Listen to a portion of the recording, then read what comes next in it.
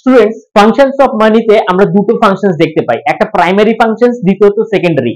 Primary ফাংশনসে first হচ্ছে medium of exchange. Suppose তুমি grocery শপে গিয়ে ব্রেড এন্ড বাটার কিনলে, তার জন্য তুমি ইকুইভ্যালেন্ট প্রাইস পে করলে ওনারকে, তো এটা হয়ে গেল মিডিয়াম অফ এক্সচেঞ্জ।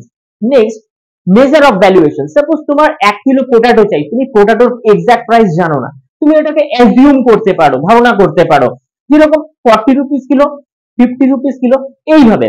এবার আসা যাক সেকেন্ডারি ফাংশনসে। সেকেন্ডারি ফাংশনসের মধ্যে তুমি payment as per the defer payment, এরকম তুমি ডেফার পেমেন্ট করতে পারো। তুমি আজকে একটা জিনিস তুমি কনজিউম করছো ইএমআই তে, সাপোজ তুমি একটা স্কুটি কিনলে এবং সেটার ঋণ পরিশোধ করতে করতে 2 বছর পরে সেটাকে পুরো ফ্রি করলে, তো আজ তুমি কনজাম্পশন করছো এবং 2 বছর পরে ডেফার করে তুমি সেই পরে পেমেন্টটাকে করছো, ডিলেফিকেশন করছো, এটাকে বলা হয় ডেফার পেমেন্ট। আচ্ছা, এবার হচ্ছে ভ্যালু ট্রান্সফার। ধরো কাউকে তুমি কোনো পয়সা পেমেন্ট করবে, কোনো একটা বস্তু কিনেছিলা, তাকে পেমেন্ট করবে, তো তুমি সেই সমমূল্য টাকাটাকে ট্রান্সফার করতে পারো, তাহলে বোঝা যাবে যে সেটা ভ্যালুয়েশন ট্রান্সফার হচ্ছে।